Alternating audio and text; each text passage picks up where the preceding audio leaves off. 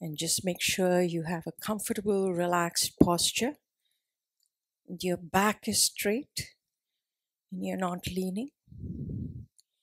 And your eyes are averted at a 45-degree angle, half closed. And just do a quick body scan to see if any part of your body needs a little extra attention. If so, just breathe into it and relax.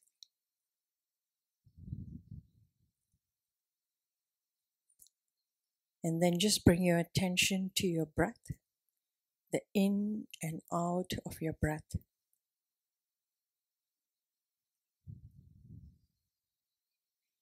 And with each in-breath, make sure your stomach is expanding.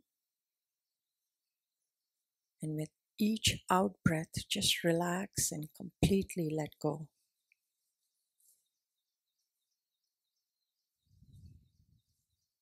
So just take a few minutes simply to enjoy that sensation of breathing in and breathing out.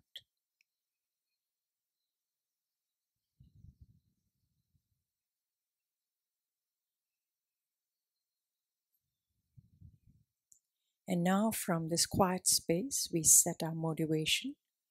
First, the refuge field. We visualize in front of us on a beautiful lotus and moon cushion, Shakyamuni Buddha, one face, two hands, sitting on it, surrounded by all the Buddhas and Bodhisattvas of the 10 directions. And in front of him is His Holiness the Dalai Lama, all the 17 Nalanda Pandits, all our teachers, including Geshe-la, looking at us with great love and compassion, like a mother would for her only child. So just take a few minutes to feel that loving, compassionate presence.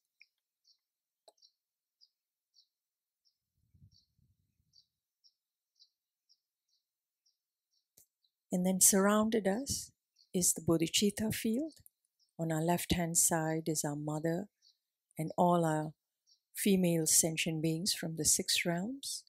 On the right-hand side is our father and all male sentient beings.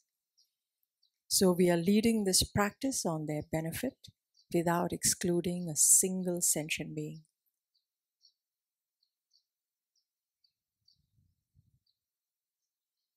And then the purpose of the practice. We recognize how fortunate it is we did not die last night, and we have this precious human life to practice the Dharma. And in the process to slowly but surely remove all the dirt that surrounds the gold, the jewel of the Dharmadhatu that is within us, so that slowly we can progress on the path, attain fearlessness and complete Buddhahood for the benefit of all sentient beings. So keeping this in mind, let's turn to page 3. Page 3. And as we recite the following verses, we mentally invoke their profound meanings and associated experiences.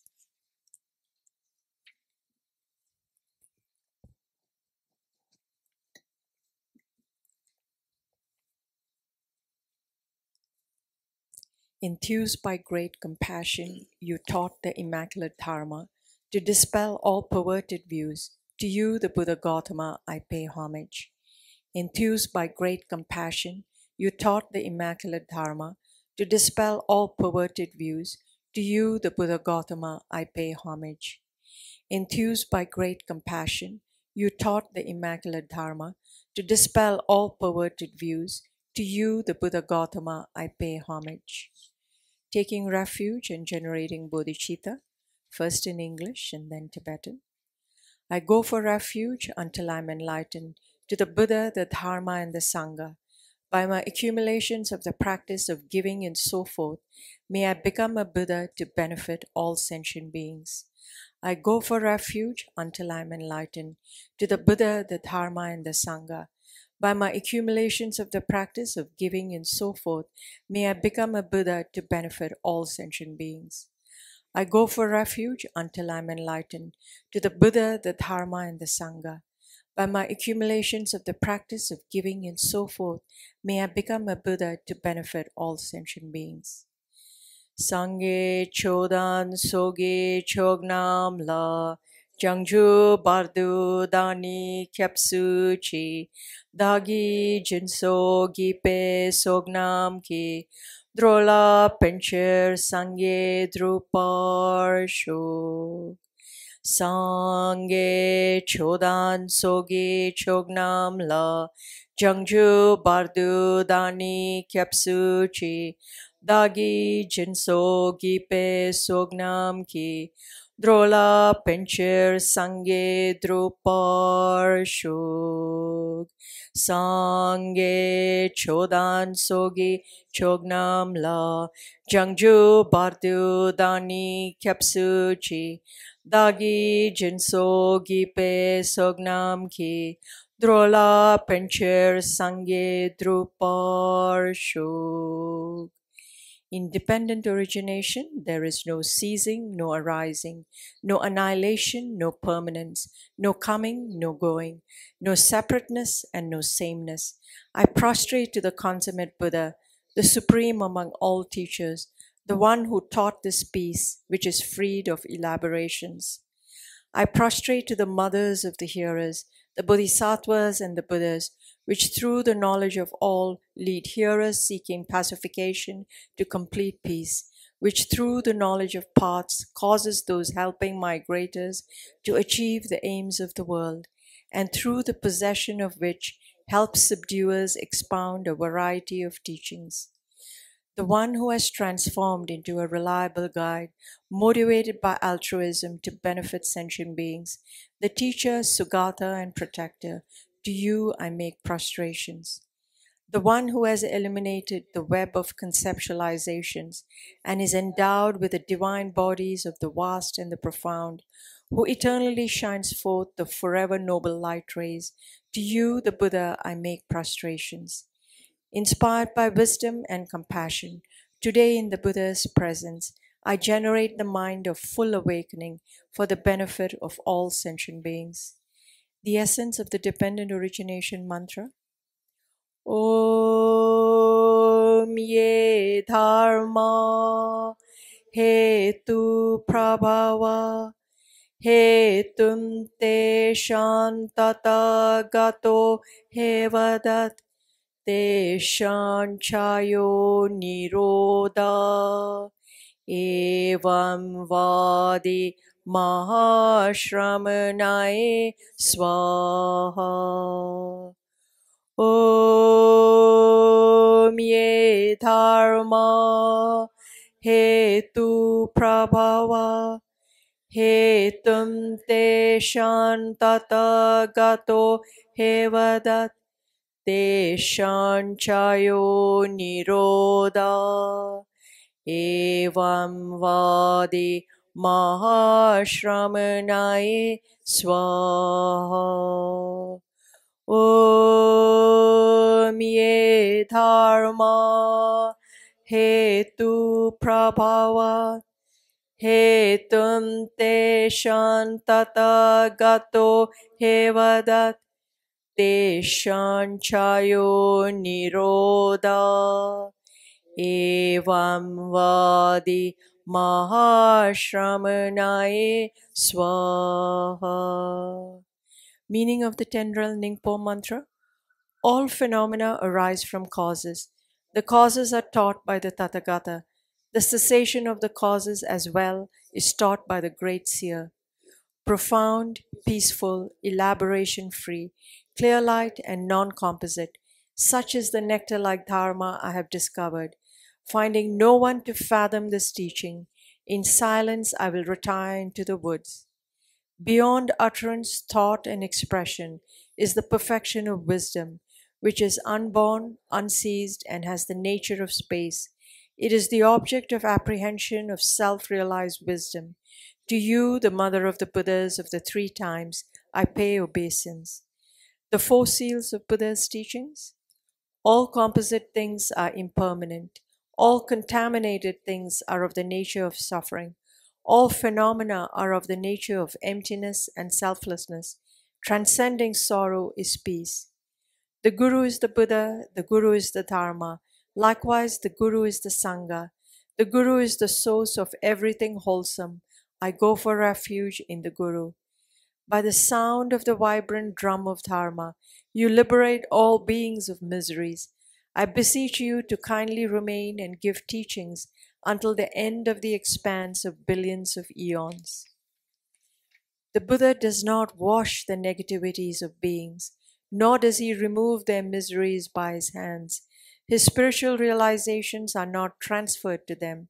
It is by teaching the truth of suchness that beings are liberated. With folded hands, I beseech the Buddhas of all directions to shine the light of Dharma for all bewildered in misery's gloom. Instructions on parting from the four attachments.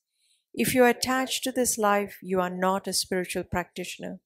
If you are attached to samsara, you have no renunciation. If you are attached to your own self-interest, you have no bodhicitta.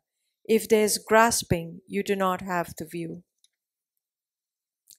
Page 14.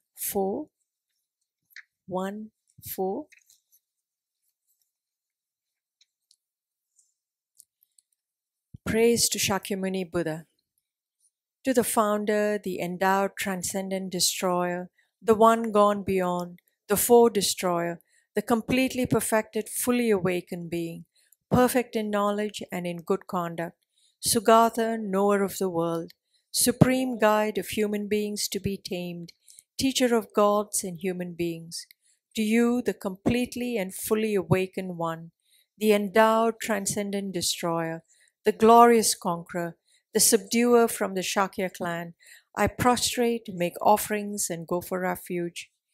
When, O supreme amongst humans, you were born on this earth, you paced out 7 strides, then said, I am supreme in this world. To you who were wise then, I prostrate. With pure bodies, forms supremely pure, wisdom ocean like a golden mountain, fame that blazes in the 3 worlds, winner of the best, Lord, to you I prostrate. With a supreme science, face like a spotless moon, color like gold, to you I prostrate. Dust-free like you, the 3 worlds are not. Incomparable, wise one, to you I prostrate. The Savior having great compassion, the Founder having all understanding, the field of merit with qualities like a vast ocean, to you, the Tathagata, I prostrate. The purity that frees one from attachment, the virtue that frees one from the lower realms, the one path, the sublime pure reality, to the Dharma that pacifies, I prostrate. Those who are liberated and also show the path to liberation, the holy field qualified with realizations, who are devoted to the moral precepts, to you, the Sangha, I prostrate. Do not commit any non-virtuous actions. Perform only perfect, virtuous actions. Subdue your mind thoroughly. This is the teaching of the Buddha. A star, a visual aberration, a flame of a lamp, an illusion, a drop of dew or a bubble, a dream, a flash of lightning, a cloud. See conditioned things as such. Through these merits may sentient beings attain the rank of all-seeing, subdue the foe of false, and be delivered from samsara's ocean, perturbed by the waves of aging, sickness, and death.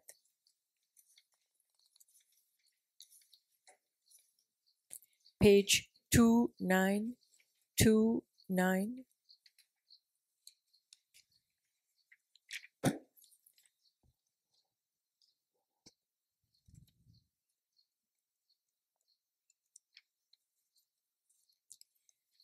The Heart Sutra, the Perfection of Wisdom Sutra. I prostrate to the Arya Triple Gem.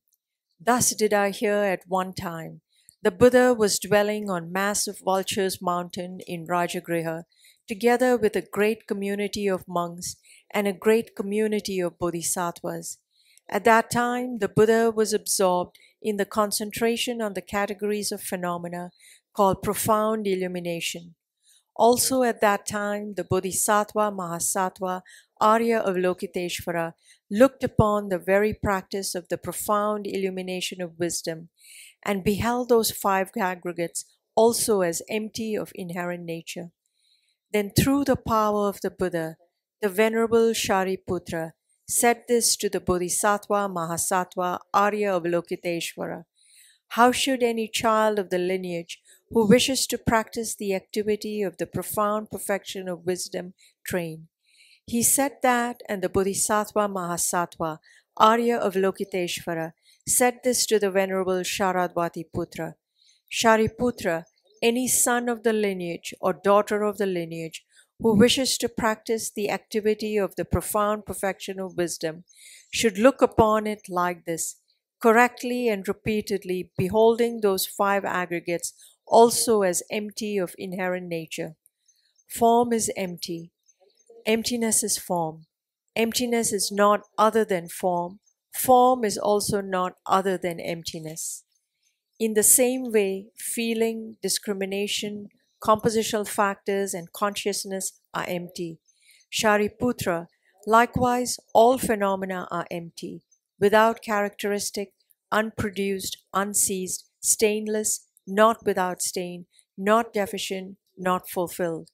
Shariputra, therefore in emptiness, there is no form, no feeling, no discrimination, no compositional factors, no consciousness. No eye, no ear, no nose, no tongue, no body, no mind. No visual form, no sound, no smell, no taste, no object of touch, and no phenomenon.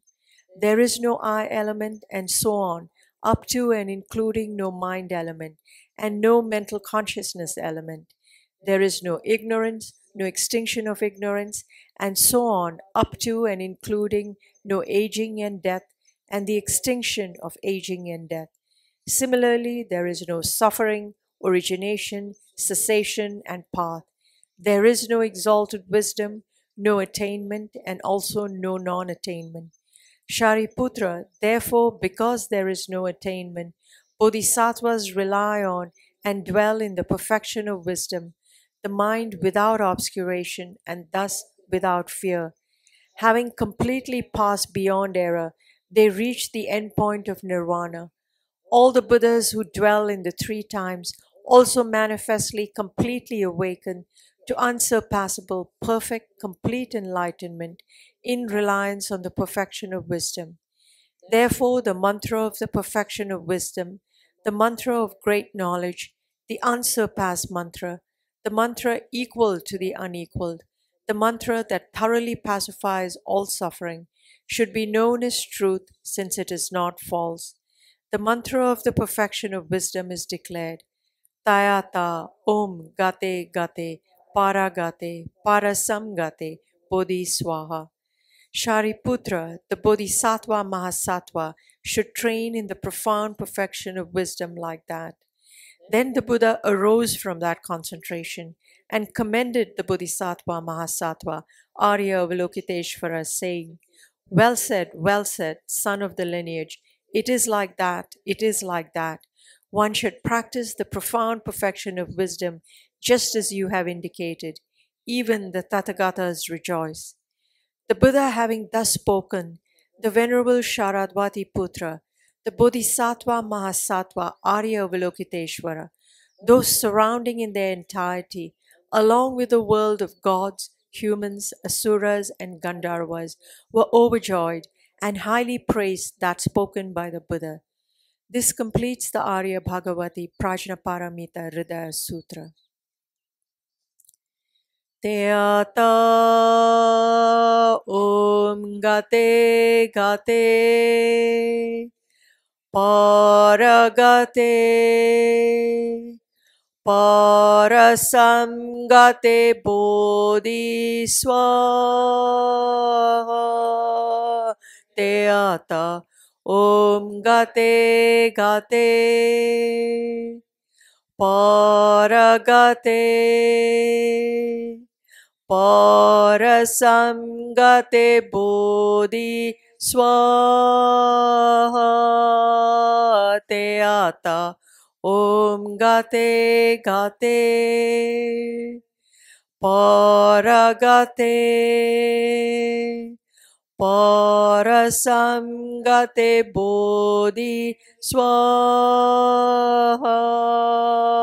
Teata Om Gate Gate Paragate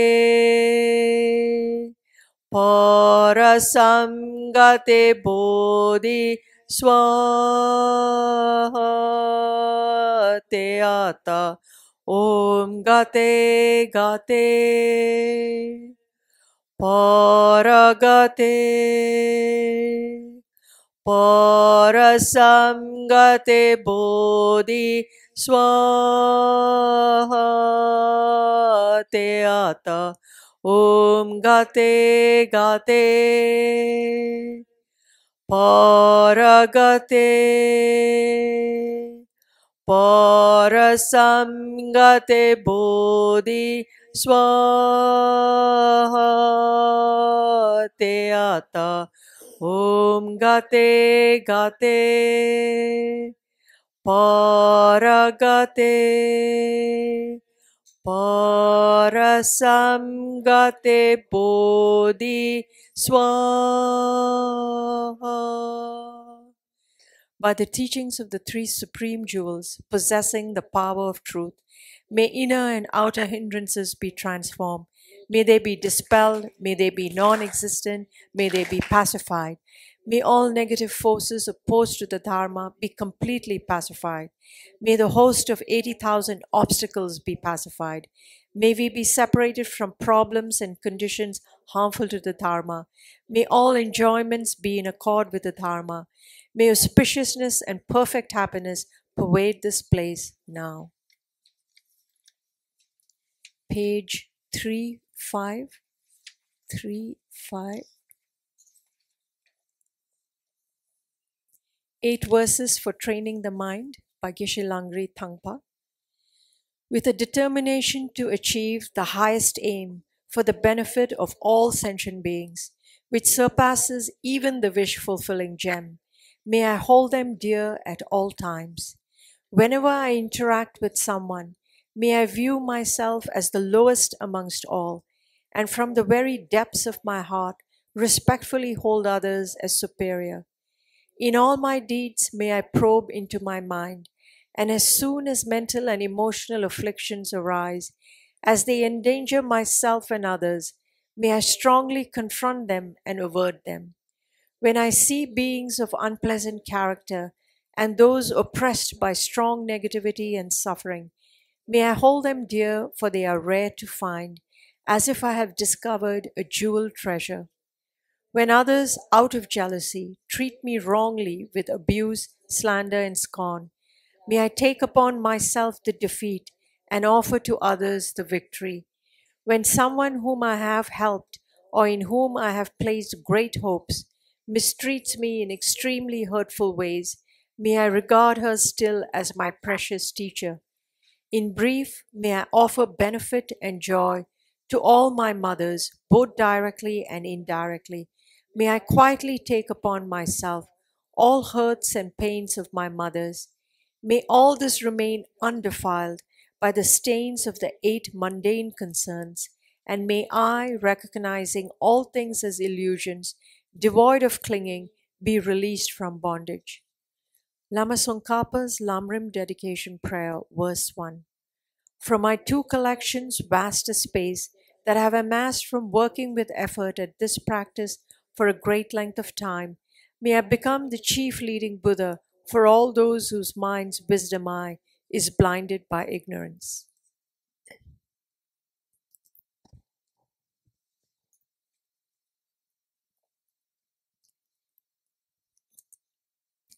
Seven-limb practice. The excerpt from the King of Prayers, the extraordinary aspiration of the practice of Samantabhadra.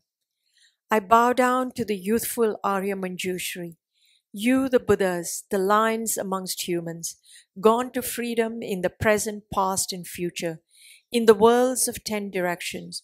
To all of you with body, speech, and sincere mind, I bow down. with the energy of aspiration for the Bodhisattva way, with a sense of deep respect, and with as many bodies as atoms of the world, to all you Buddhas visualized as real, I bow down. On every particle are Buddhas numberless as particles, each amidst a host of bodhisattvas, and I am confident the sphere of all phenomena is entirely filled with Buddhas in this way. With infinite oceans of praise for you and oceans of sound from the aspects of my voice, I sing the breathtaking excellence of Buddhas and celebrate all of you Sugatas. Beautiful flowers and regal garlands, sweet music, scented oils and parasols, sparkling lights and sublime incense, I offer to you, victorious ones, the Buddhas. Fine dress and fragrant perfumes, sandalwood powder heaped high as Mount Meru, all wondrous offerings in spectacular array, I offer to you, victorious ones. With transcendent offerings peerless and vast, with profound admiration for all the Buddhas, with strength of conviction in the Bodhisattva way, I offer and bow down to all victorious ones. Every harmful action I have done with my body, speech, and mind, overwhelmed by attachment, anger, and ignorance, all these I openly lay bare before you. I lift up my heart and rejoice in all the merit of the Buddhas and Bodhisattvas in 10 directions, of solitary realizers, hearers still training, and those beyond, and of all ordinary beings. You who are the bright lights of the worlds in 10 directions, who have attained the Buddha's omniscience through the stages of awakening, all you who are my guides, please turn the supreme wheel of Dharma. With palms together, I earnestly request, you who may actualize parinirvana, please stay with us for eons, numberless as atoms of the world, for the happiness and well-being of all wanderers in samsara. Whatever slight merit I may have accumulated by making prostrations, offering, and confessing, rejoicing and requesting that the Buddhas stay and teach, I now dedicate all this for the full awakening of all beings.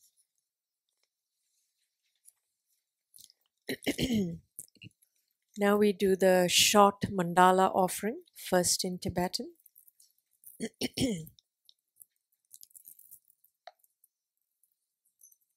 Sashipuki Jushing Metotram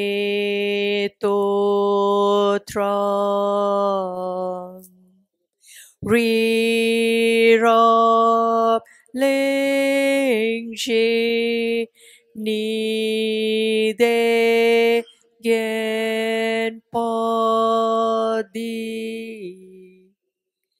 Sangye Jingdu Mikte Uwai Drokun Namadag Jingla Chupar Shu.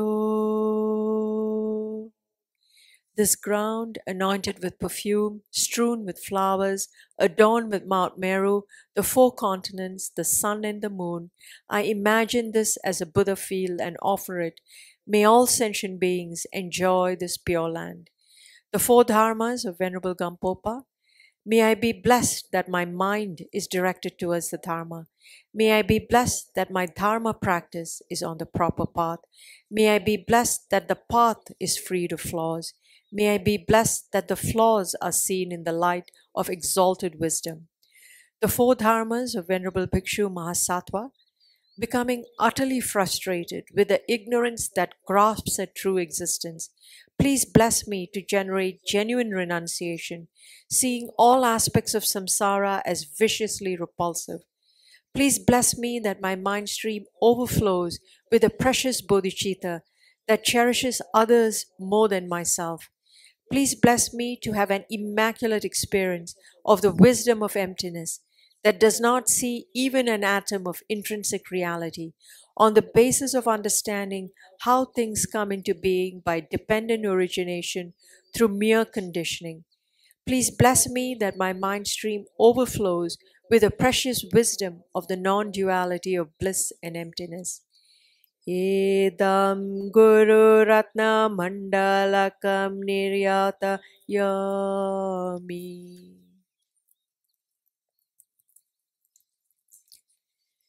The Foundation of All Good Qualities by Lama Tsongkhapa. The foundation of all good qualities is the kind and perfect pure Guru. Correct devotion to the Guru is the root of the path. By clearly seeing this and applying great effort, please bless me to rely upon the Gurus with great respect. Understanding that the precious freedom of this rebirth is found only once, is greatly meaningful and is difficult to find again. Please bless me to generate the mind that unceasingly, day and night, takes its essence. This life is as impermanent as a water bubble. Remember how quickly it decays and death comes.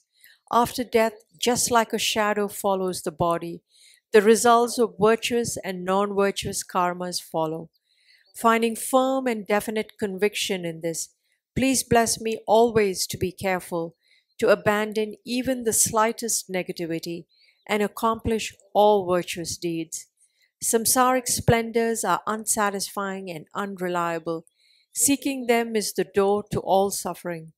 Recognizing these shortcomings, please bless me to generate a strong wish for the bliss of liberation. Led by this pure thought, mindfulness, alertness, and great caution arise. The root of the teachings is keeping the pratimoksha vows. Please bless me to accomplish the essential practice.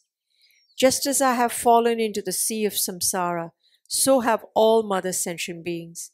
Please bless me to see this, train in supreme bodhicitta, and bear the responsibility of freeing migratory beings.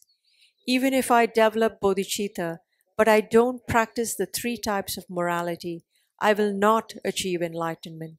With my clear recognition of this, please bless me to practice the bodhisattva vows with great energy. Once I have pacified distractions to wrong objects and correctly analyzed the meaning of reality, please bless me to generate quickly within my mind stream the unified path of calm abiding and special insight. Having become a pure vessel by training in the general path, please bless me to enter the holy gateway of the fortunate ones, the supreme Vajra vehicle. At that time, the basis of accomplishing the two attainments is keeping pure vows in Samaya. As I have become firmly convinced of this, please bless me to protect these vows and pledges like my life. Then, having realized the importance of the two stages, the essence of Vajrayana, by practicing with great energy, never giving up the 4 sessions, please bless me to realize the teachings of the Holy Guru. Like that, may the Gurus who show the noble path and the spiritual friends who practice it have long lives. Please bless me to pacify completely all outer and inner hindrances. In all my lives, never separated from perfect Gurus, may I enjoy the magnificent Dharma. By completing the qualities of the stages and paths, may I quickly attain the state of Vajradhara. So we'll recite the meaning of the verse, Miksema verse, followed by the Miksema recitation of the Miksema verse. You are Avalokiteshvara, great treasure of non-referential compassion, and Manjushri, master of flawless wisdom, as well as Vajrapani, destroyer of hordes of demons without exception, Tsongkhapa, crown jewel of the sages of the land of snows, Losang Drapa, at your feet I make prostrations. Migme zewe ter chen rezik drime ken pe wampo jampelyon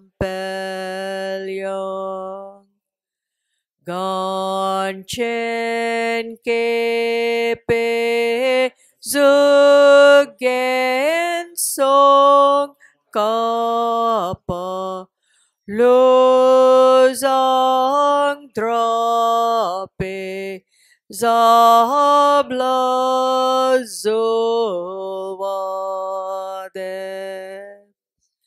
mig mezewe der chen rezig Dreame Kenpe Wampo Jampelya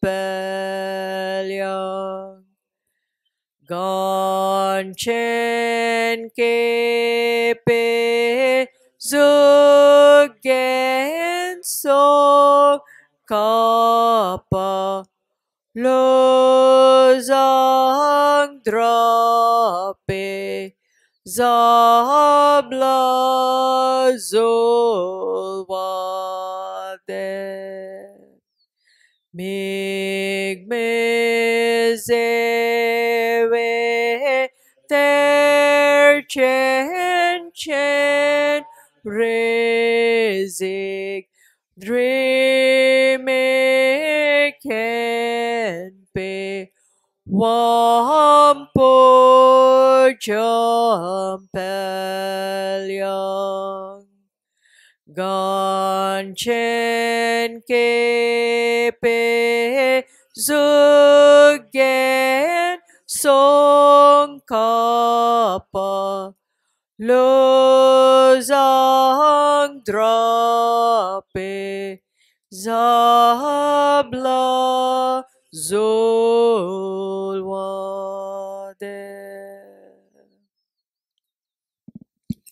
Okay, next is generating the mode of consummate yoga. For this, 4 points to keep in mind. First is this shamatha meditation, 5 minutes. Okay. So now that you know how the meditation is done, particularly taking care of the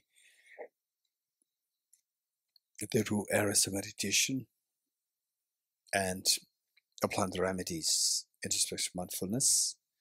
You ready? 5 minutes.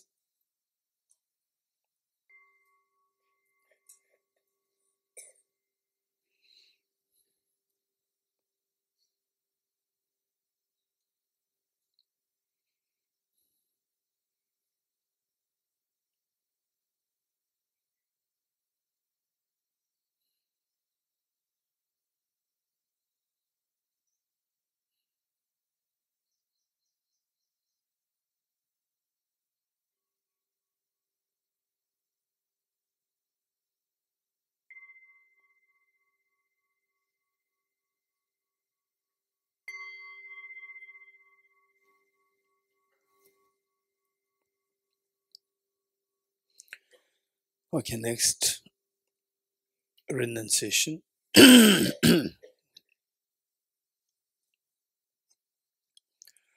For this meditation, given that this is analytical meditation, we are expected to reflect on meanings. We need to have rich information to reflect on and something more experiential. Okay, with this mind, let's do that on basis of the 4 seals. Ready?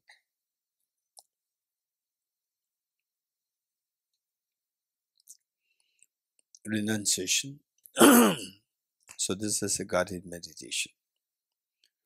Renunciation is to renounce your miseries. To renounce the miseries, when you learn how to renounce the causes of the miseries. And the causes of the miseries, the Buddha identified. Ye dharma, hedu prabhava, hetum tesham tathagato hyavat. All these phenomena arise from causes, and the causes taught by the Tathagata. So what the Buddha taught as cause for the miseries, which Arya Nagarjuna indicated, season karmas afflictions is nirvana. Karmas afflictions arise from conceptualization of inappropriate attention, which in turn arises from the elaboration of self-grasping ignorance, and the elaboration ceases through the wisdom of emptiness. So the Buddha identified contaminant karmas, afflictions, inappropriate attention, and self-grasping ignorance as the cause of miseries. And of these, ignorance is the root. And within the ignorance, Buddha identified the four: misconceiving impermanent phenomena as permanent, misconceiving impure things as pure, misconceiving miseries as happiness, misconceiving what is selfless nature as of selfhood. To counteract the four, the Buddha taught the four seals. All composite things are impermanent. What is a composite? Meaning what is constituted of material parts, directional parts, such as atoms, electrons, protons, so forth, plus what is constituted of temporal parts, like the parts in time. On these we see that they should necessarily be of the nature of impermanence. And the impermanence is of two kinds, gross and the subtle.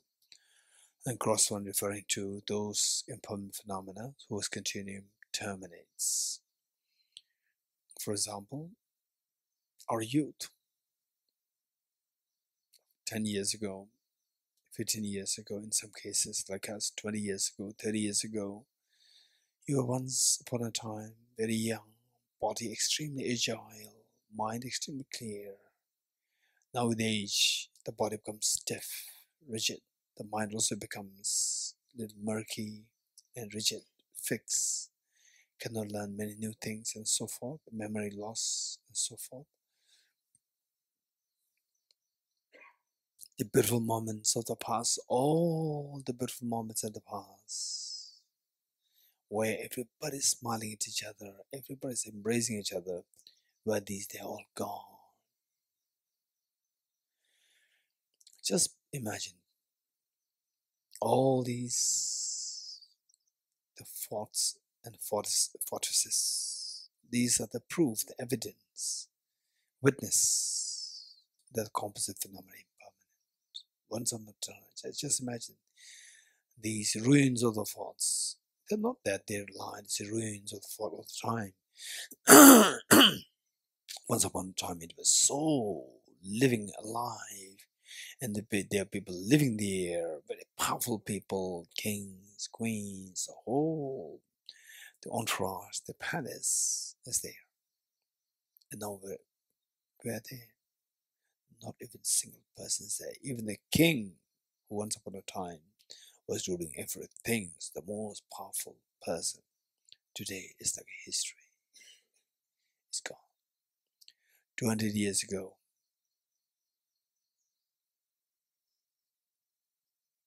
it was 2 billion human beings on planet Earth.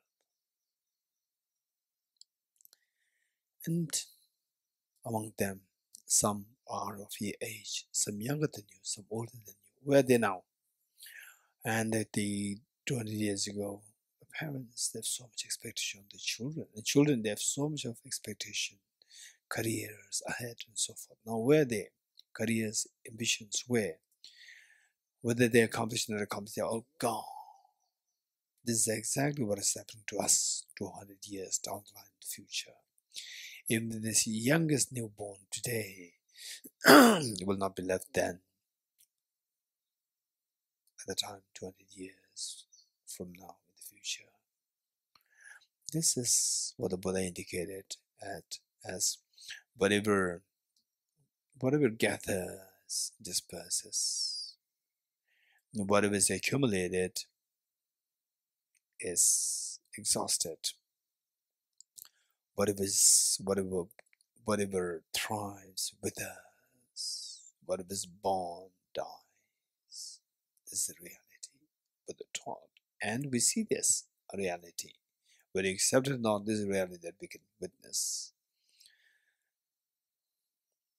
And this gross impermanence, whose continuum invariably terminates, in order for this gross impermanence, our own death and so forth, to happen, the changes should be happening within the span of years, months, weeks, days, hourly, minute by minute, second by second, Yes, when the change you see on second by second, then yes, you can feel the change. Tick, tick, tick, tick. You can change the feel. You can feel the change. And this change, which happens on the second level, is happening on the millisecond level. It's so fast. Oh, fast, moving train. This is how your body is moving. This is how your mind is moving. This is how your parents, children, husband, wife, and your house, your cars, the world, the whole trees, whole universe operates like this, soft, moving so fast. There's nothing as a complex phenomenon existing as very steady, stable, even for a second. Wow, that's amazing. That's true. I never thought about it before. This is what the Buddha indicated as all composite things impermanent. Yes. So seeing this, we see that it is like experiencing such a the transitoriness, momentariness, that all composite phenomena that move so fast with a constant flux of change. It's like we're thrown by an unknown person into a extremely fast train. Fast the train moves more to fear because we don't know where the train is taking us and who decides where the train takes us. It is the driver. And if the driver is your mother, no doubt it will take you to a pick the spot that's good. But if the driver is your terrorists or the demons, they will only take you to the slaughterhouse. And in that case, while the driver is the mind, but the mind is under the dictate of the worst of the demon, worst of the contamination, which is self-grasping ignorance, and then its offshoots in the form of inappropriate tension, afflictions, and contaminant karmas, all complemented by self-centered attitude. Okay, yes. As long as we are under the sway of this demon-like self-grasping ignorance, complemented self-centered attitude, it'll only take us to the miseries. This is what the Buddha indicated as the second seal. All contaminated things are suffering nature. Suffering like what? Sickness, aging. Aging is a major factor. Death, tension, depression, anxiety, anguish. Then the loss of near and dear ones and so forth is so painful to think of these miseries. Yes. And we put on the facade that we're okay when you go out, we put a nice dress, we put a smile, we make sure that everything is nice, to give the impression that I'm okay to the people. But at home you're very different. We have so much of stories of sadness, loss of near dear ones, acute sad. Just yesterday, again, a very young girl passed away due to the pain. There's several months of the pain of having lost her extremely the caring and loving the aunt. So this is the reality. She herself passed away. These are the sad stories everyone has, and some young people, they may not have these stories, but all these stories are waiting for these young people. These stories are there. These stories are await. This is reality. This is what the Buddha indicated as all contaminated things are suffering nature. And then these are the manifest painful experiences. So these painful experiences, why we are in this experience? Because of the suffering change. The mundane bait like the joys of samsara. These deceive us. And then they make us to continue to suffer endlessly in this acute manifest suffering. And all these sufferings are because of the mastermind-like pervasive conditioned suffering, which means they are being under the sway of the contaminated karmas, afflictions, and then our involuntary birth in samsara. This is what masterminds are constant, perpetuating miseries, endless miseries. Yes, this is very painful. When will this stop? 2023, it stopped on its own. We did not do anything to stop it. Likewise, when will these pains and the tears of samsara stop? They will never stop on their own unless until we with concerted effort. What kind of effort is required? Yes, effort to cut the root of the miseries. What is the root of the miseries? Self-grasping ignorance. And how to cut this? By introducing a very powerful remedy. To remove the darkness, it is only done through the light. Just as this is the case, it's only through introducing the light of the wisdom that the darkness of ignorance can be eradicated. So what is the light of the wisdom? Wisdom, by the very definition, is a discerning mind whose apprehension of the object tallies with the reality. And what's the reality? Reality is what the Buddha indicated as the third seal, that everything is in nature, emptiness, selflessness. Okay, now let's quickly meditate on the emptiness of somebody who you like so much, somebody who you love so much, like your mom, dad, husband, wife, children, grandma, grandfather, or anybody who you love so much. And particularly not just the immediate, trivial, superficial attraction. So that we can discover its flaws very quickly. Just be with that person for a few days, few weeks, few months. You'll discover it. Then you see that the earlier, all these attractions are just superficial and so unreal, so flawed. This is just the pretension. Whereas those people who really take care of you, the more you love, the more the pain that you have. While this love and affection is so precious, but the pain is acute, undesirable, and something to be got rid of. So how to do that? Where your love and affection is not undermined and the pain is removed altogether. This is what everybody should be seeking. Everybody wants, and we also need to look for the ways. And the best way is by seeing the emptiness and dependent origination. Emptiness one side, and the other side dependent origination. See dependent origination, your love and affection reinvigorates, and it reinforces, the enriched. See emptiness, all the pains will dissolve. Wow, this amazing, precious teachings, precious practice. How do you do that? Okay, think of that person. And how do you see that person? Okay, how we are doing now, you should remember these to be done when you are on your own, doing this practice on your own. We need to remember all these instructions. How does this person appear to you? The person who you describe as somebody who I love so much, genuinely somebody who I love so much. How does this person appear to you? As like a dream that your mind is projecting it, or as so objectively there, so well defined. Yes, so well defined, objectively there.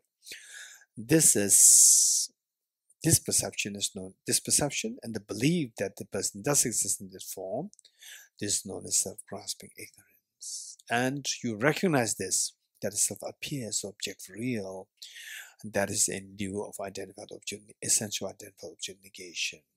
Okay, so now how can I know that this mind which views this self, this person to be objective real is ignorance, is not a valid mind? How can I know that? Remember what Arya Nagarjuna taught. If the mirage to be water, one of those close by the mirage see water. Likewise, if this person to whom I love so much and in connection with, I feel so much of pain when I see the person going through pains, going through miseries. Yes, if this person would exist objectively, why don't I see this person as I go close to this object, as Arya Nagarjuna taught? If the mirage were to be water, one of those close by the mirage see water. Again, let us now go closer to identify this person, to look for the person by going closer towards the person, towards the object. This is technically what is known as subjective person ultimate analysis.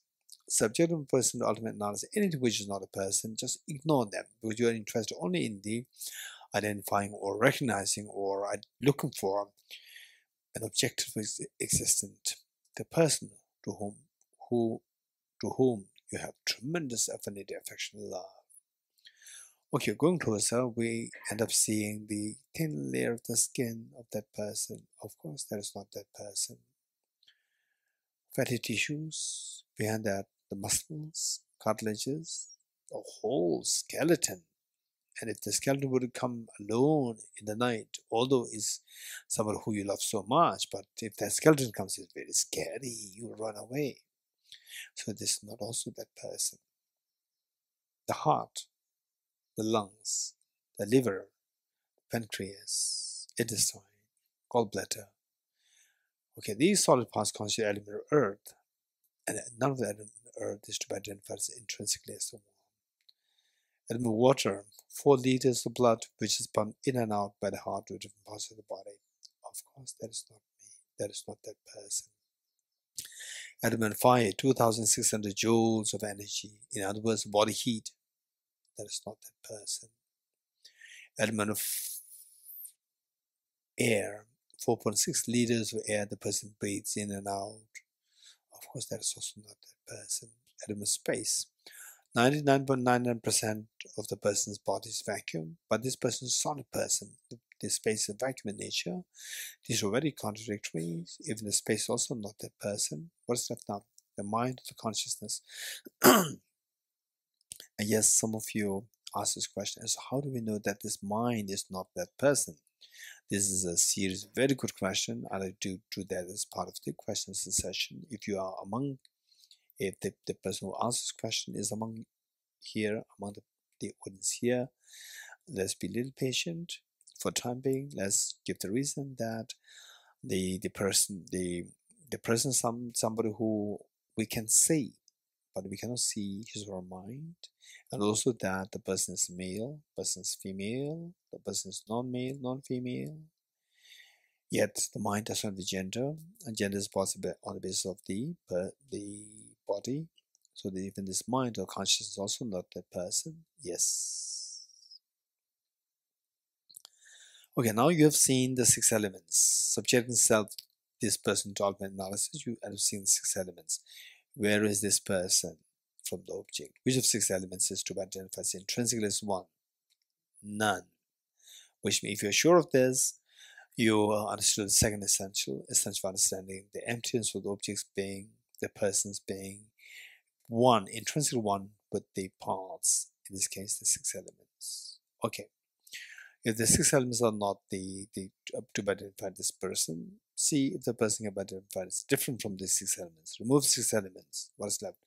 Nothing is left there is different from the 6 elements. Okay, if you're sure of this, you have understood the third essential of understanding the emptiness of the objects being intrinsically different from its parts. Okay. Now, given that these are the 2 only possibilities for the person to exist objectively, when these 2 are ruled out, in a way you are ruling out the person as existing objectively. If you're very sure of this, you've understood the 4th essential of understanding the emptiness of the deprivation that body is empty of being intrinsically one and intrinsically different from its parts, entails the emptiness of the objectivity of the object of the person. Okay, now tell me, what are you seeing? The 2 questions. I'm seeing just 6 elements. Tell me, which of 6 elements, where do you find this? Where is this person who you already saw so objectively at the objectively and so well defined and solidified to be seen on the object? Where is that? No way to be seen. Stay in this experience for a while.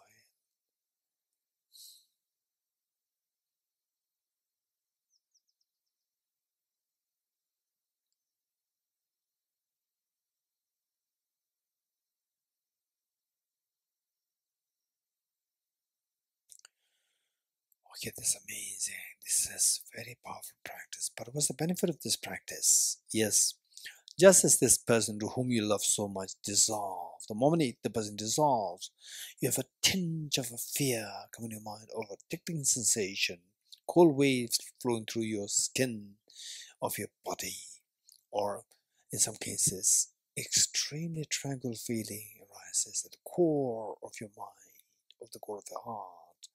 If these experiences do happen, you are lucky, very fortunate. If not, don't worry. We just resort to make a commitment to study more, reflect more, meditate on emptiness, particularly the very standard books like Arya Nagarjuna's text, Acharya Chandrakirti's text, and His Holiness the Lama's book like How to See Yourself as You Really Are, and so forth. Then this experience will come to you eventually. Okay. So just as this person dissolved when subjecting all your miseries and sorrow, sickness, aging, death, and so forth to the self-analysis, they likewise will dissolve into the experience of emptiness. Your sorrows dissolve. Your sorrows are transcended. This is what the Buddha indicated at the fourth seal. Transcending sorrow is absolute peace. You experience absolute peace. Stay in 6 minutes for a while.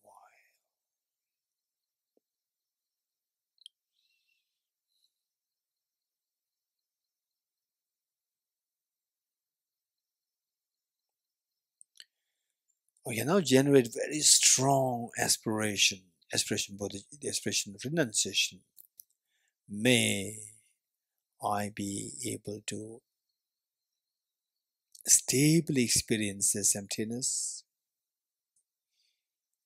in which all my miseries and sorrows are transcended. Stay in this experience for a while, aspiration for a while.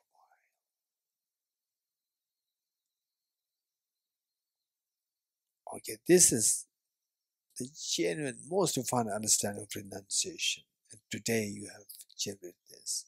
Okay, slowly come out of the meditation. Let's take a few seconds gap before we move to the bodhicitta practice.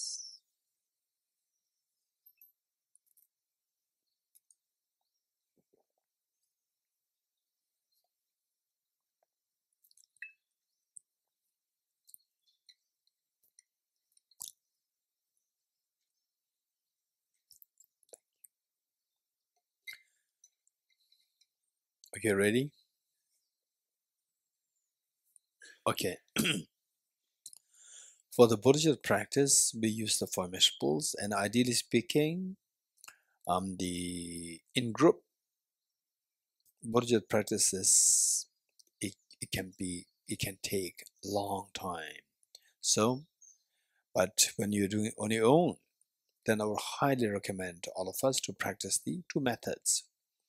And the 2 methods, you may alter the 2 methods. So today you may do the 7, what is that? Sevenfold cause and effect method and bodhicitta. Today, the next day you do the method of equalizing the exchanges of others. Just alternate with the 2. And whereas some people, not all, some people can do both methods within a single sitting.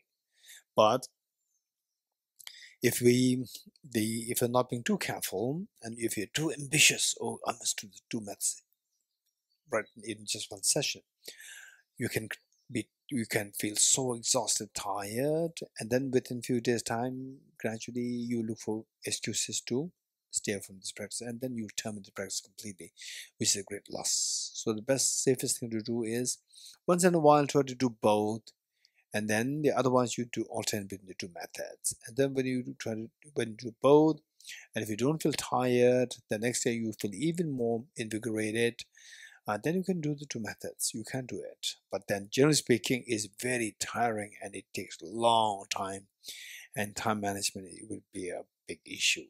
So therefore, we should be very realistic. The final point is that the benchmark is that we should not lose interest in this practice. This practice is the core, this is the lifeline of the purpose for life. This lifeline for us, this is so precious. You have it, you'll have everything, all the other practices, because this practice will somehow make you to practice everything else because of the sense of urgency that you feel for all sentient beings. If you don't have this, all other practices can become like fragmented.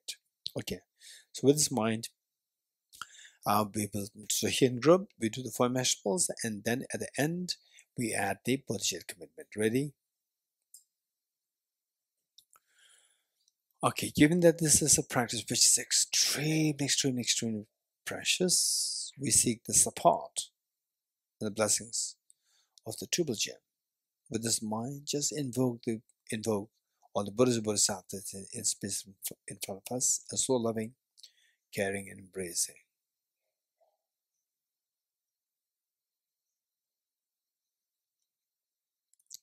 Likewise, you are genuine with this Buddha for the benefit of all demon sentient beings. You also include your two parents, all of them members, including children, and all demon sentient beings with you, leaving that aside. Okay. Immeasurable loving kindness. And in the process, some of us may feel that this practice is so superficial, it does not really resonate with my real thinking.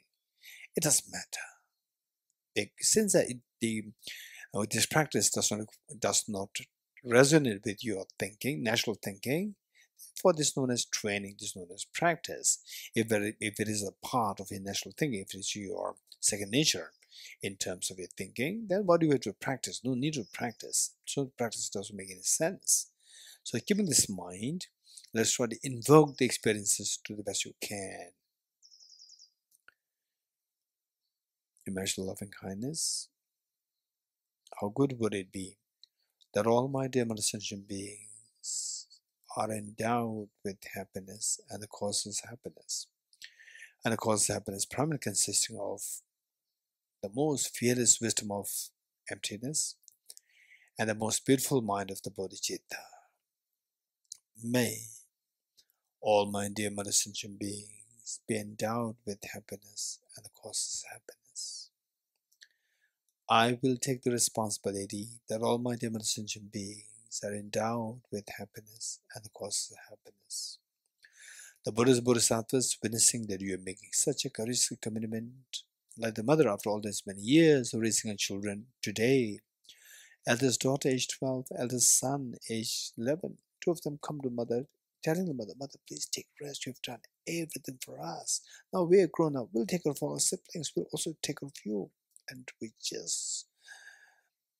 are just so fortunate that we have such amazing mothers. This is exactly what with seeing this, the mother could not control her tears of joy, feeling the pride and joy over seeing this little girl and little boy making such a courageous commitment for all the siblings. This is exactly what has happened to all Buddhas and Bodhisattvas. They were so proud of you. And this pride and happiness Buddhas and Bodhisattvas feel invoke the compassionate minds to send for nectars for soothing lights towards you and all the sentient beings. The mere touch of lights and the nectars with the body speaks yours instills in all happiness and of course the happiness in the minds of sentient beings and yourself.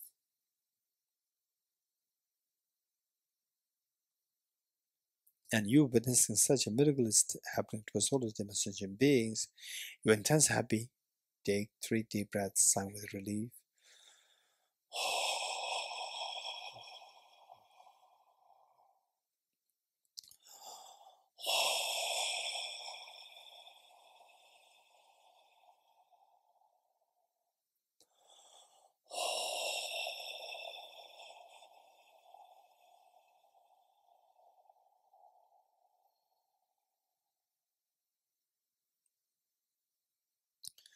Immeasurable compassion.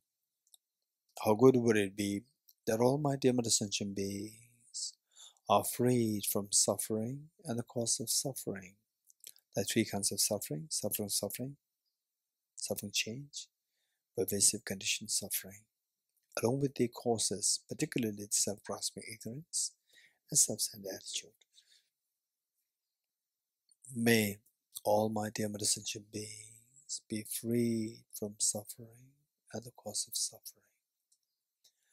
I will take the responsibility that all my dear sentient beings are freed from suffering and the cause of suffering.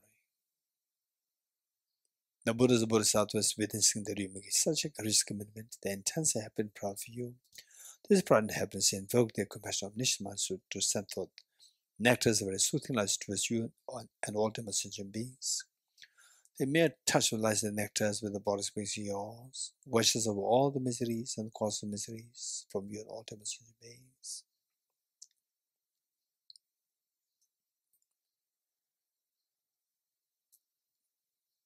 And you witnessing such a miracle is happening to all of the sentient beings. You're intensely happy. Take 3 deep breaths, sigh with relief.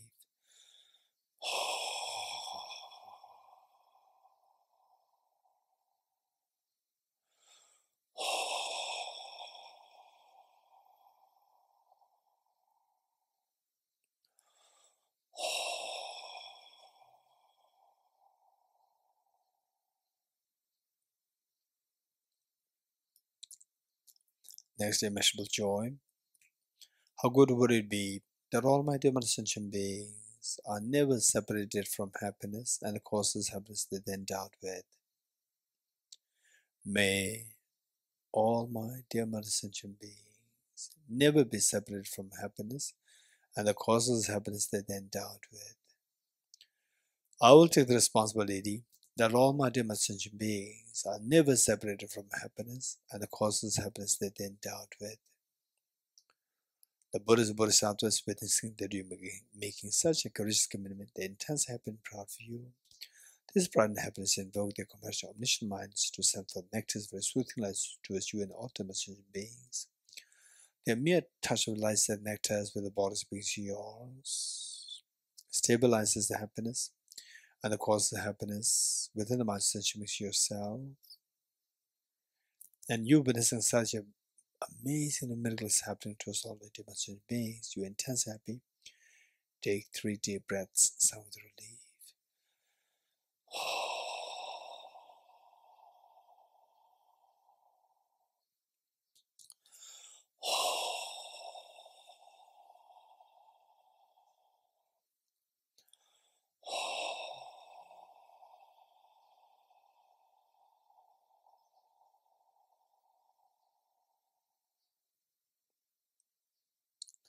Next, immeasurable equanimity.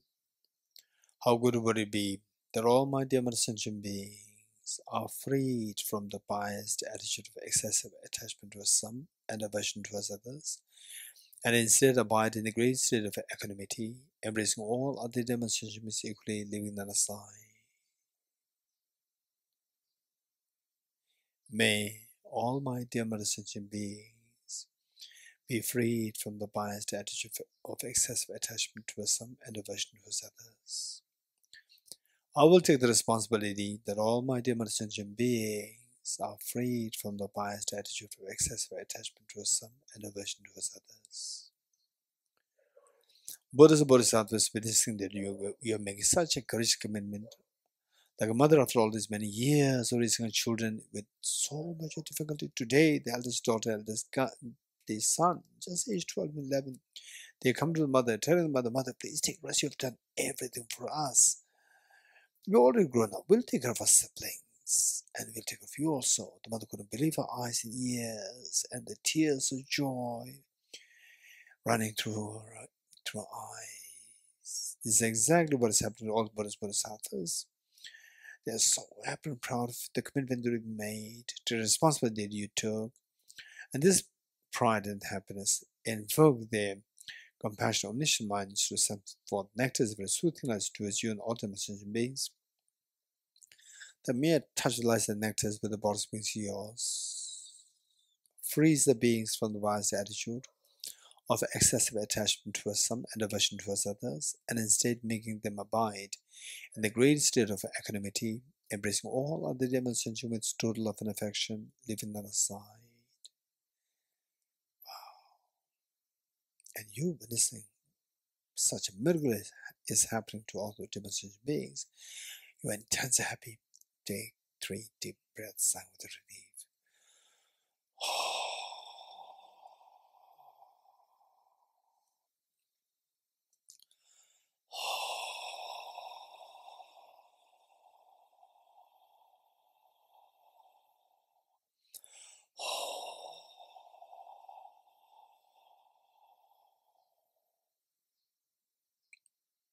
Just abide in this amazingly unconditional love that you feel towards all the demonstration beings with the practice of 4 immeasurables. Imagine that you are looking at the eyes of each of sentient beings with total love and affection and embrace, to the extent that each of these sentient beings, they see themselves so special in your eye. With folded hands, let us make a Buddhist commitment 3 times together. May I become Buddha for the benefit of all my dear mother sentient beings. May I become Buddha for the benefit of all my dear mother sentient beings. May I become Buddha for the benefit of all my dear mother sentient beings. Abide in this most courageous mind, most beautiful mind of the Bodhicitta for a while. This is the mind which serves as the driving motivation for you to become a Buddha. So precious. All the Buddhas, Bodhisattvas, all Buddhas, seeing anybody who generates bodhicitta, they will see that as his or her own child. Taking utmost care to make sure that you continue to grow rather than relapse. This is concern for all the Buddhas, and today you have generated this mind. Slowly transform this beautiful, amazing, beautiful mind of bodhicitta into a spotless, clean moon disk, horizontally sitting with the heart. Okay, that's amazing that you made such a courageous commitment to become Buddha. But remember that no matter how much you squeeze a handful of sand, no oil comes out. Yes, I know that. But I'm not like a handful of sand. I'm like a handful of sunflower seeds. Yes, I have the seed of perfection within me. I have the Buddha nature within me.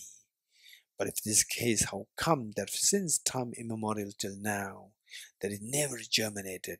Yes, that's true. It's all because that till now, I'm being deceived by the two demons, self-grasping, ignorant, self-centered attitude. Today, I'm disillusioned by this, with the 10-day teaching of the precious texts in Praise of Dharmadhatu, identifying the Buddha nature. Today, I'm disillusioned by the two demons. I'm going to do everything for instructions of the Arya Nagarjuna, and thereby the exterminate two demons. What are we going to do to remove the two demons? Yes, I'm going to introduce a very powerful remedy. What is that? The non-dual wisdom of the Arya Bodhisattvas. What is that like? Okay, let's quickly retrieve the experience of the meditation, emptiness meditation, which you did related to your the somebody who you love so much. Okay, just think of the same person. How does the person appear to you? As so object real. And this belief is a self-grasping ignorance. And how to evaluate that the person doesn't really exist the way it appears as object real. We need to go closer to the object, but remember Arya Nagarjuna's teaching. If the mirage were to be water, one not goes close, but the mirage is water. If this person would exist objectively, why do I see this person as I go closer to the object? Okay, now let us go closer to the object, which is technically known as the subjecting this person to ultimate analysis. By doing so, we end up seeing just the 6 elements: earth, the fire, water, air, space, and consciousness. Now tell me, what are you seeing? I'm seeing 6 elements. And where is this person who you earlier saw as objectively real from the object, nothing to do with the mind? Where is this? No way to be seen. I'm discovering that it is empty from the object. Stay in this experience for a while. Okay. Slowly transform this amazingly fearless mind of the wisdom of emptiness into a spotless, clean moon disk, thumb-size white vajra, vertically sitting at the moon disk of your heart. Okay. Now you have the blaze of the non-dual bodhicittas. Moon, symbolic of the conventional bodhicitta, which is the aspiration to become Buddha for the benefit of demonstration beings. And this will guarantee that your self-grasping, self-centered attitude is going to be exterminated. And Vajra is symbolic of the ultimate bodhicitta, which is non-dual wisdom of the Arya Bodhisattvas. And this will guarantee that all the mental defilements, including afflictive and cognitive obscurations, will be exterminated, thereby you making your Buddha nature become manifest fully in the form of this experience of fearlessness and infinite happiness, one exuding the incredible, the great compassion, loving kindness towards all the beings, to liberate all the beings from all fears and give them the maximum happiness. Amazing. Let's not forget your two parents and all of the members. All them essential beings are suffering terribly. Yes, that's very true. Invoke a very strong compassion towards them. And this invocation of the amazing, incredible compassion invokes the Vajramuni at your heart to multiply infinite number of times. Share one set of Vajramuni with your mother at her heart, one set with your father at his heart, one set with each one of your family members, including children, one with each of the sentient beings here in Thosamling, the human beings, animals, insects, hungry ghosts, God and goddess, spirits. Likewise, each of the sentient beings in India, in your own country, in the world, in this massive oceans, trillions of trillions of beings, creatures are there, from the tiniest to amoeba to the biggest blue whales and so forth. Now you have shared the Vajramuni with all of them. Likewise, all these creatures in the wilderness, from the tiniest of the insects to the biggest of the elephants and so forth. Everyone has a share of Vajramuni from you. Likewise, share Vajramuni with all the beings and then in the Milky Way galaxy and the entire universe. Everyone has a share of Vajramuni. Yes, I'm so glad. Meanwhile, let us not forget that all the Bodhisattvas, they are watching us, they are with us. Why not we invite them and request them to be the witness and a guest for our taking the aspiration Bodhisattva vow. As just for making request to all Bodhisattvas, let us slowly stand up to make three prostrations along with all demonstration beings.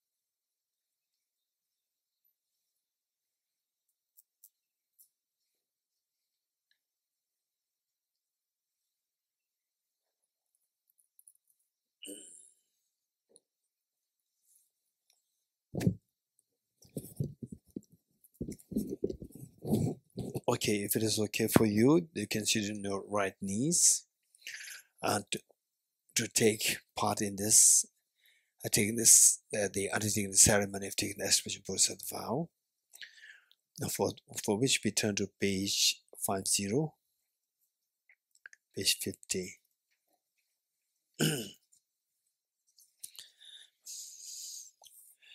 Okay.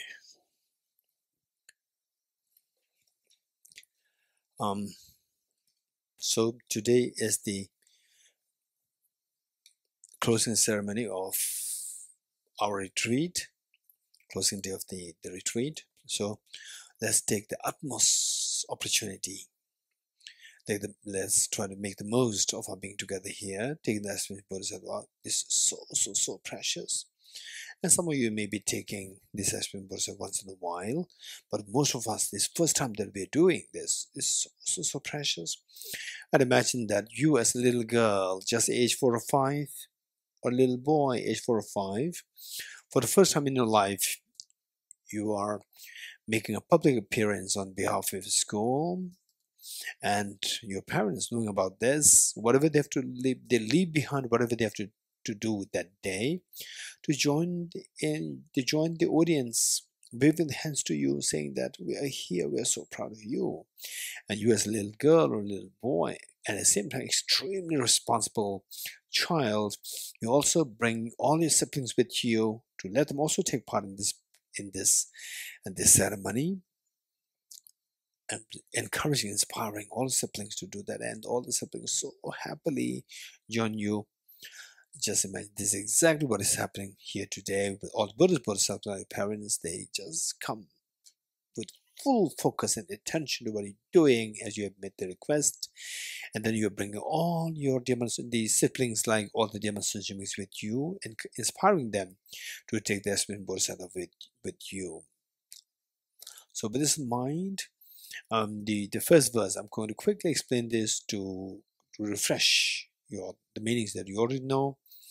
That since that this is this taking the aspiration of the Bodhisattva vow is a part of the journey to enlightenment. And the journey is not the external journey, it's the internal journey. And this journey is the most important journey, yet it'll take time, because of which we require a journey which you have never undertaken before. As such, we require incredibly reliable guide and support. And the greatest of guide and support for us is the Triple Gem. So the first line says, I go for refuge to the Triple Gem. And then this journey involves the road. If the road is blocked by the boulders and the fallen trees, again, you cannot undertake the journey. So this road is none other than your own mind. And this mind must be freed of the negativities of anger, attachment, craving, jealousy, and so forth, and negative karmas. Best way by which to remove these negative karmas most effectively with a short span of time is by confessing the negativities. Second line says, I confess the negativities individually. Now the road is very clear, but if the car does not have the fuel, again you cannot undertake the journey. So this car is none other than only mind, and this mind requires the enormous fuel of the virtues and the merits. And again, the best way, easy way by which to do so is by rejoicing in the virtues of yourself and rejoice in the virtues of all the other beings. The third line says, I rejoice in the virtues of all the beings. So now the road is clear, your car is the inner fuel. What kind of a journey I'm going to undertake? The fourth line says, I hold the precious Buddhahood in my heart, the journey of enlightenment. And then the next two verses is about, the next two verses is, okay, for the next two verses I'll explain later. First, let's say this verse together, face them wholeheartedly. I go for refuge to the Triple Gem. I confess the negativities individually. I rejoice in the virtues of all the beings. I hold the precious Buddha in my heart. I go for refuge to the Triple Gem. I confess the negativities individually. I rejoice in the virtues of all the beings. I hold the precious Buddha in my heart.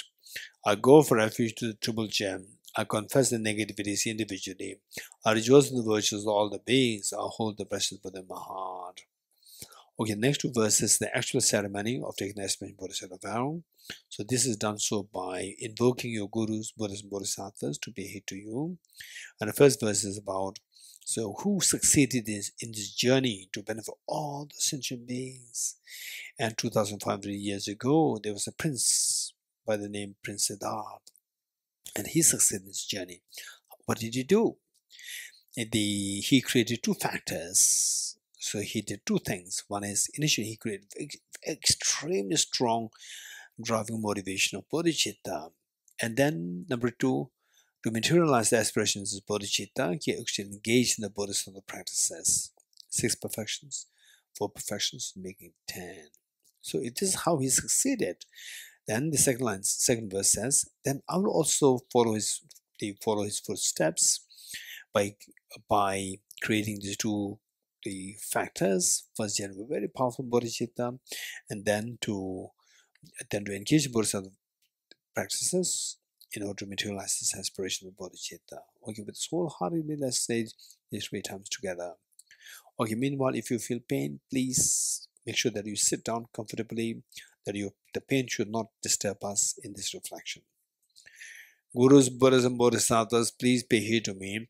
Just as the previous Buddhas have generated the amount of bodhicitta, and just as they successfully dwell in the Bodhisattva practices, likewise for the benefit of all sentient beings, I will generate the amount of bodhicitta, and likewise shall I too successfully train the Bodhisattva practices. Gurus, Buddhas and Bodhisattvas, please pay heed to me.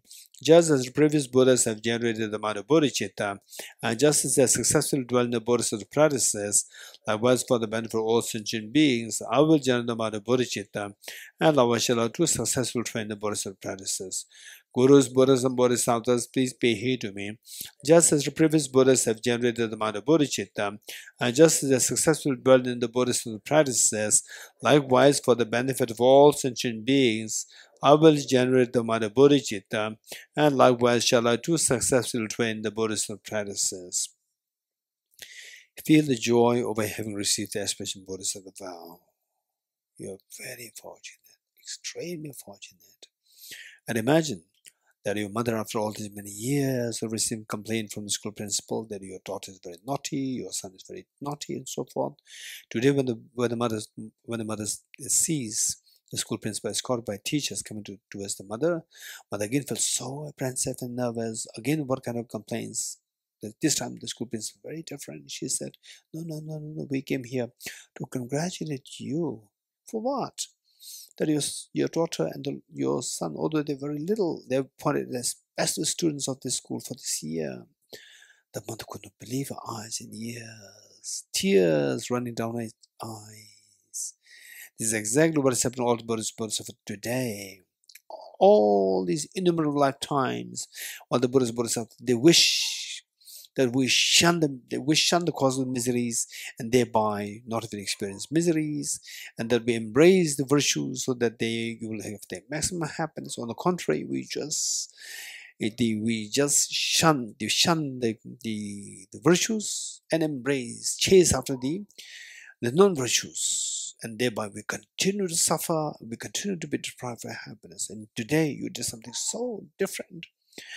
Embrace the virtues for you to experience infinite happiness. Shun the miseries that you say you just bid bye-bye to the miseries, to stop the miseries. Amazing. Bodhisattvas, like the mother feeling so proud of you today, or what you've done.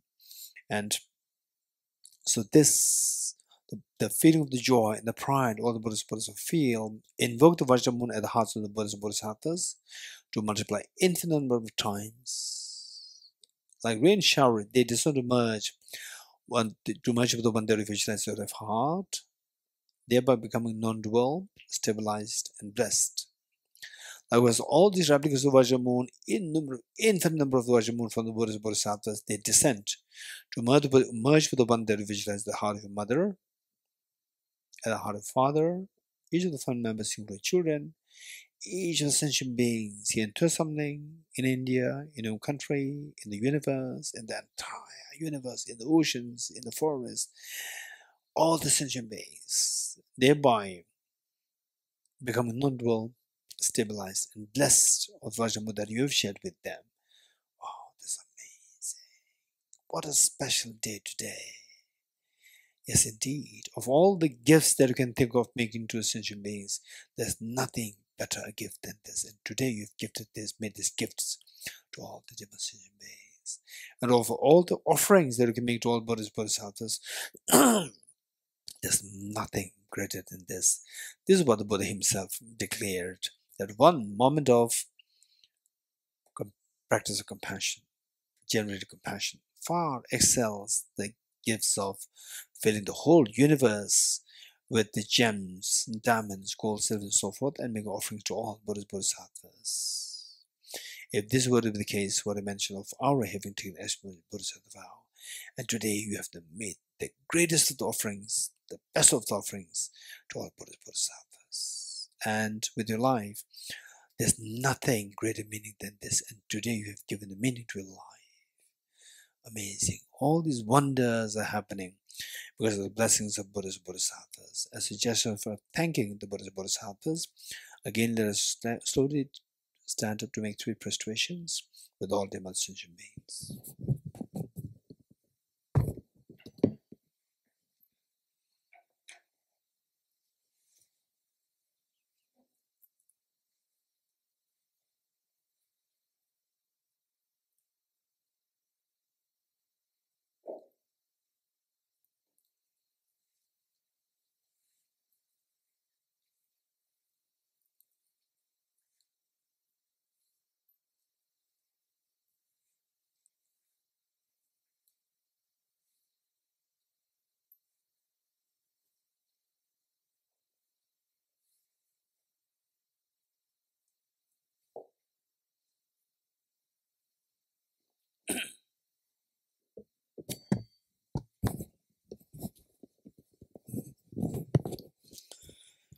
Okay, please take your seats.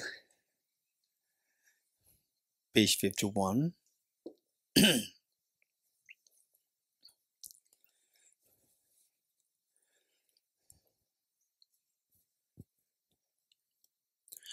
Okay, so we're all indeed very, very, very fortunate that in Thosamling, which Venerable Samula single-handedly, so courageously established at the advice of His Holiness the Dalai Lama in a foreign country, and she herself just so desirous of practicing Dharma, and then His Holiness said that you start a nunnery, and then she started. It's amazing. So in this place, she created this space with the blessings of His Holiness Dalai Lama, and we are very fortunate that we have been together here, and with the blessings of Arya Nagarjuna, the Buddha Arya Nagarjuna, that in Praise of Dharmadhatu we studied, and then we are practicing every day. And for me, personally speaking, that every morning I come here, there is a great opportunity for me to be with you, and collectively, the merit accumulation is going to be way, way, way more powerful, more strong. And then this practice of Buddhism, wisdom of emptiness, this is so, so, so precious, and we all could feel that now. So with this, what about the next lives?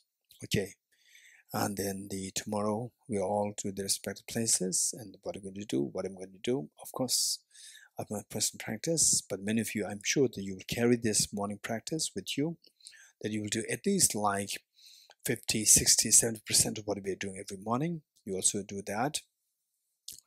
This will, the fruit of this will be seen not within a week, not within a month, but for sure something of this kind will happen around like year, 2 years, 4 years, 5 years. Then you will see that this benefit is so extremely valuable. So, but what about next life? How do we know that we're going to get the opportunity to practice this in next life? Not sure. So because not sure, we have to create the conditions, the causes. What kind of causes? One, say encourage others to go into this direction, towards fearlessness, infinite happiness, and create the conditions for them, like encouraging them to attend Bodhicitta teachings, emptiness teachings, and don't waste your life like this. And you also do it yourself to the max, to the best you can.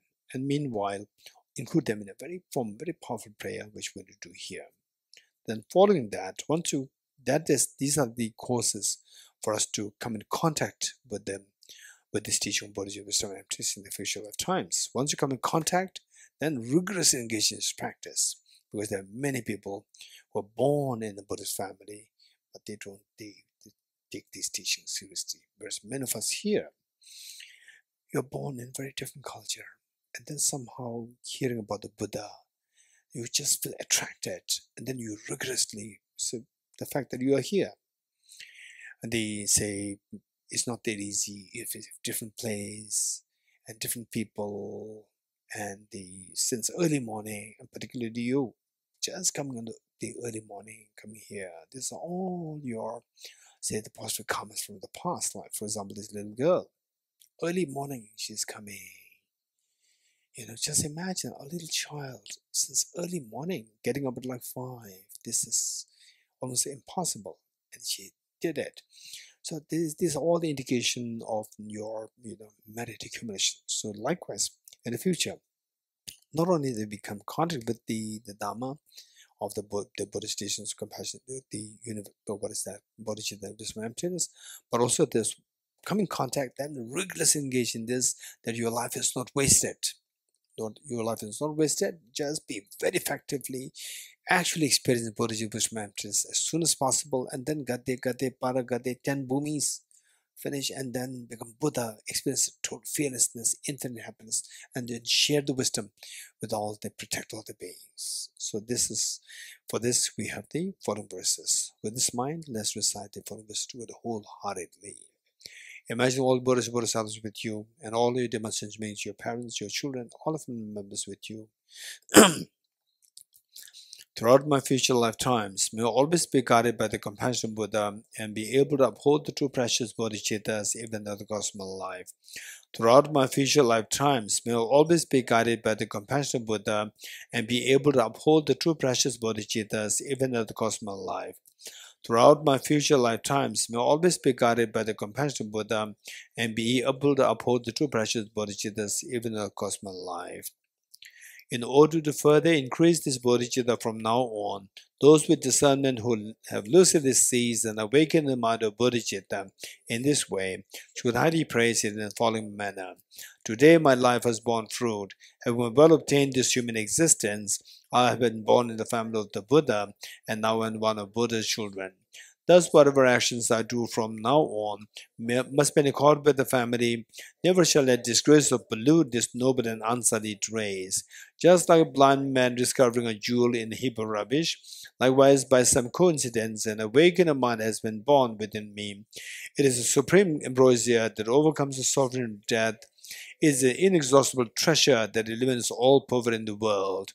It is the supreme medicine that quells the world's disease. It is the tree that shelters all beings wandering and tired on the path of conditioned existence.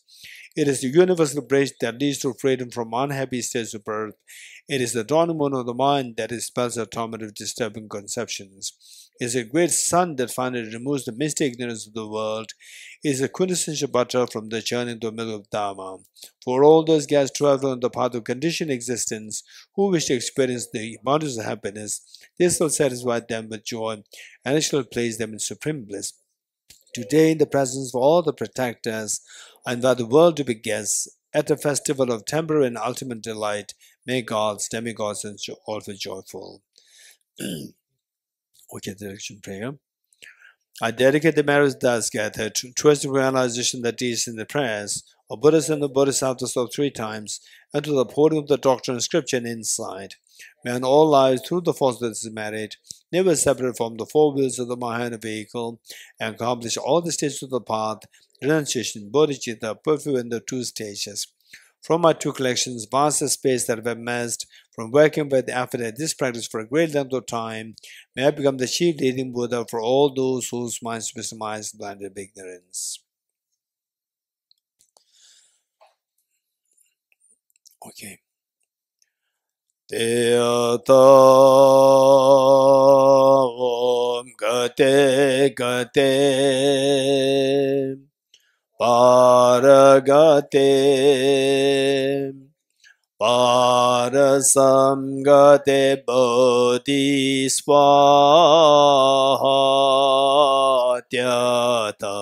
Om Gate Gate Paragate Parasamgate Bodhisvaha